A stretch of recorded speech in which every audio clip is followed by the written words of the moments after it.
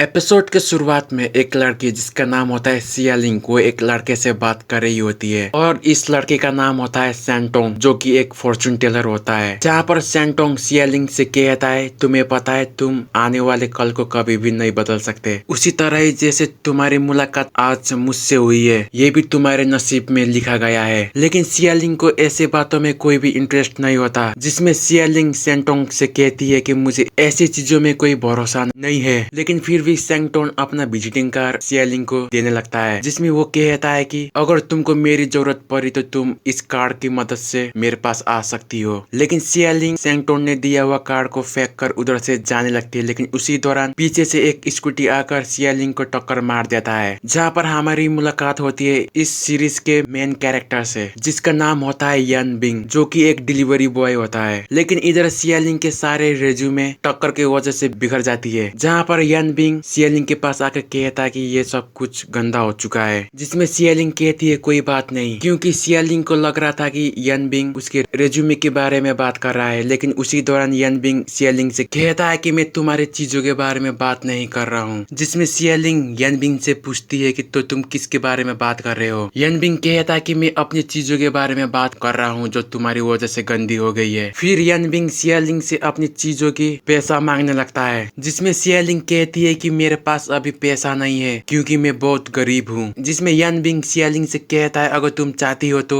मैं तुमको डिस्काउंट दे सकता हूँ। जिसमें सियालिंग गुस्से से यन बिंग से कहती है कि तुम ये मत भूलो कि तुम एक डिलीवरी बॉय हो, तो तमीज से बात करना सीखो। जिसमें यन बिंग कहता है कि ये सब तुम्हारी गलती है क्योंकि तुमने बिना ट्रैफिक लाइट को चेक करे रोड क्रॉस करने की कोशिश की थी, जिसकी वजह से ये एक्सीडेंट हुआ। फिर यन बिंग कैसे न कैसे करके अपने नुकसान हुए पैसे लेकर उधर से जाने लगता है। लेकिन जाने से पहले यन बिंग सियालिंग से कहता है कि अगली बार अच्छे से चलना सीखो। जिसमें सियालिंग गुस्से में कहती है कि तुम मुझे मत सिखाओ कि कैसे चलना है। उसके बाद सियालिंग रास्ते में पड़े हुए अपने रेज्यूमे को उठाने लगती है, जहाँ पर हमें पता चलता है कि सियालिंग एक इंटरव्यू देने जा रही थी। उसके बाद कुछ ही देर में सियालिंग की इंटरव्यू स्टार्ट हो जाती है, जहाँ पर वो अपने बारे में बताने लगती है। लेकिन जो आदमी सियालिंग की इंटरव्यू ले रहा था वो आदमी सियालिंग की बातें सुनकर बोर होने लगता है। लेकिन उसी दौरान सीन फिर से कट हो जाती है, जहाँ पर सियालिंग अपने घर पर आ चुकी थी, जहाँ पर वो ये सोचती है कि वो कैसे अपनी फ्यूचर को बेटर बना सकती है। लेकिन उसी दौरान सियालिंग के फोन में एक मैसेज आता है, जिसमें लिखा हुआ होता है कि सियालिंग को इंटरव्यू देने का दूसरा चांस मिल चुका है, जिसकी वजह से सियालिंग खुश होने लगती है। फिर सियालिंग इंटरव्यू देने के लिए निकल जाती है, जहाँ पर वो कुछ ही देर में एक स्ट्रीट में पहुंच जाती है जिसका नाम होता है रक्षा स्ट्रीट। फिर जैसे सियालिंग गेट पर पैर रखती है उसी दौरान सैंटोंग ने दिया हुआ कार्ड चमकने लगता है, जिससे ऐसा लग रहा था कि सियालिंग किसी खतरे में है। फिर सियालिंग स्ट्रीट के अंदर जाने लगती है, जहाँ पर वो मन ही मन ये सोचती है कि उसने इस स्ट्रीट के बारे में पहले कभी भी नहीं सुना, जिसकी वजह से सियालिंग थोड़ा घबराने लगती है। लेकिन फिर भी सियालिंग हिम्मत करते हुए आगे बढ़ने लगती है, जहाँ पर उसे पता नहीं होता कि वो किधर आ चुकी है, जिसकी वजह से वो मन ही मन ये सोचती है कि कहीं कोई उसको फंसाने की कोशिश तो नहीं कर रहा है, जिसकी वजह से वो डर के मारे उधर से भागने लगती है। लेकिन उससे बाहर जाने का रास्ता नहीं मिलता, जिससे ऐसा लग रहा था कि सियालिंग उधर ही फंस चुकी है। फिर वो चलते हुए किसी को कॉल करने की कोशिश करती है, लेकिन उसी दौरान एक ज़ॉम्बी टाइप समुराई उसके सामने आ जाता है, जिसकी वजह से सियालिंग उससे डर के भागने लगती है। लेकिन उसी दौरान बाकी के ज़ॉम्बी उसके पीछे आ जाते हैं। लेकिन इधर यन बिंग अपनी स्कूटी को ठीक कर रहा होता है, क्योंकि पिछले एक्सीडेंट होने के बाद उसकी स्कूटी खराब हो चुकी थी, जहाँ पर यन बिंग अपनी मदद के लिए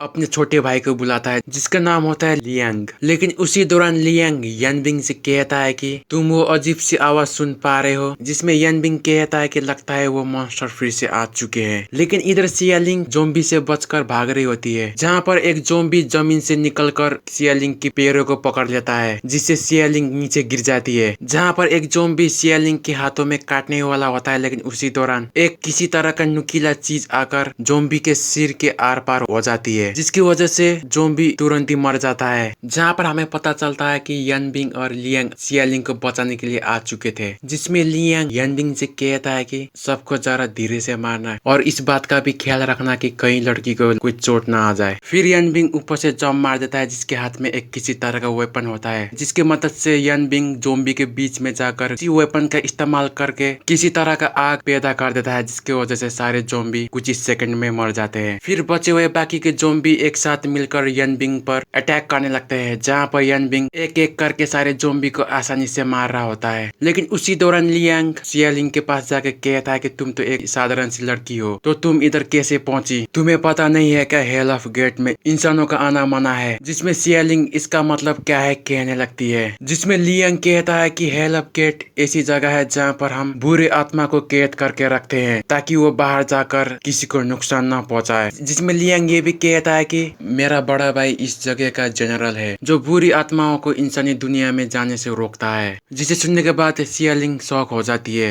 लेकिन इधर यनबिंग सभी जोम्बी को अपना नाम कहने लगता है, जिसमें वो कहता है कि तुम्हारी हिम्मत कैसे हुई मेरे इलाके में आकर तबाही मचाने की। जिसे सुनने के बाद सियालिंग मनी मन ये सोचती है कि उसने ये आवाज को पहले भी कहीं सुना है। उसी दौरान यनबिंग सियालिंग से कहता है कि तो तुम फिर से मुसीबत में पड़ ही गई, और ये कहकर अपना चेहरा पीछे मुड़ने लगता है, जिससे सियालिंग को फिर से गुस्सा आने लगता है। जिसमें वो कहती है कि तो तुम वही लड़के हो जिसने मुझे पहले टक्कर मारी थी, और फिर से इन दोनों के बीच फाइट स्टार्ट हो जाती है, जहाँ पर लियांग को समझ नहीं आता कि उसे क्या करना चाहिए। लेकिन उसी दौरान पीछे से जोम्बीज का लीडर आने लगता है, जो बाकी के जोम्बी से बहुत ही बड़ा होता है, जिसकी वजह से यनबिंग सियालिंग की मुंह को अपने हाथों से पकड़ लेता है, जिसमें वो कहता है कि बस करो, अभी लड़ाई खत्म नहीं हुई है। लेकिन उसी दौरान ये जोम्बी यनबिंग से कहता है तो तुम हो इस जगह का जनरल, जिसमें यनबिंग जोम्बी से कहता है कि तो तुम बोल भी सकते हो। जिसमें जोम्बी कहता है कि हम इस जगह को अपना बना कर ही रहेंगे, जहाँ पर यनबिंग जोम्बी से कहता है कि लगता है तुम्हें ये बात पता नहीं है क्या ऐसी जगह और भी है जहाँ पर मेरे जैसा ही बहुत सारे जनरल है जो बाकी के जगह का हिफाजत करते हैं। लेकिन रक्षा का स्ट्रीट ऐसी जगह है जहाँ पर बाकी के जगह से भी बहुत सारे मॉन्स्टर इधर मौजूद हैं, तो तुम्हें लगता है कि तुम इस जगह को अपना बना लोगे? और ये कहकर जोम्बी पर अटैक करना स्टार्ट कर देता है, जहाँ पर जोम्बी यनबिंग के हमले को रोक लेता है। जिसमें वो कहता है कि मैं कैसे न कैसे करके इस जगह को अपना बना कर ही रहूंगा, और ये कहकर यनबिंग को दूर फेंक देता है। जहाँ पर इस बार जोम्बी भागते हुए जाकर यनबिंग पर अटैक करने की कोशिश करता है, लेकिन यनबिंग जोम्बी के पीछे आकर उसको अपनी वेपन से दूर फेंक देता है, जिससे जोम्बी एक दीवार में जाकर टकरा जाता है। लेकिन फिर भी जोम्बी कैसे न कैसे करके बाहर आ जाता है, और वो फिर से हंसने लगता है, जहाँ पर फिर से इन दोनों में एक ब्रूटल फाइट स्टार्ट हो जाती है। लेकिन उसी दौरान यनबिंग जोम्बी के पीछे जाकर अपने वेपन के इस्तेमाल से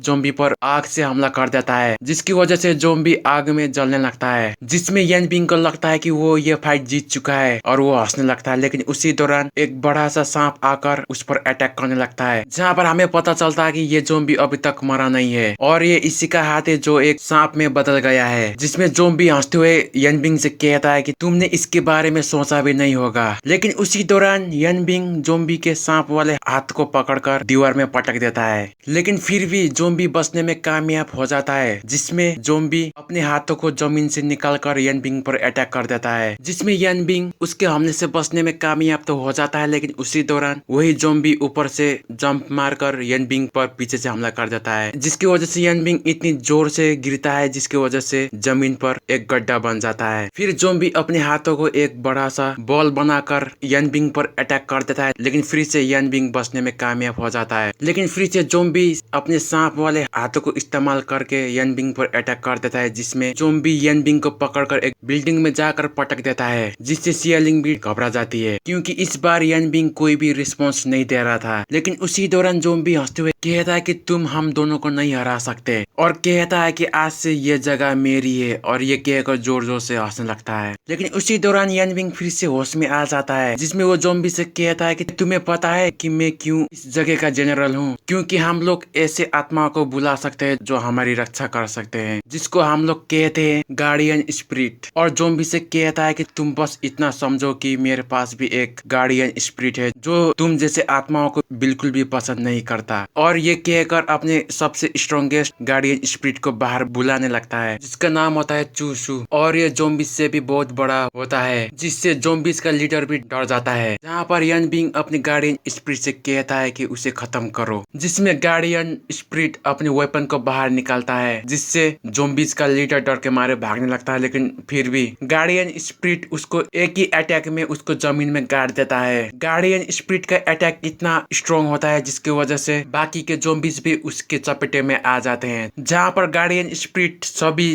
बचे हुए ज़ॉम्बी से कहता है कि तुम्हारी हिम्मत कैसे हुई मेरे मास्टर पर अटैक करने की, जिसे सुनने के बाद बाकी के ज़ॉम्बी डर के मारे यान बिंग के सामने झुक जाते हैं। और इसी के साथ ही एपिसोड यहीं पर खत्म हो जाती है। आई होप आप सभी को ये एपिसोड अच्छा लगा होगा। मिलते हैं अगले वीडियो में।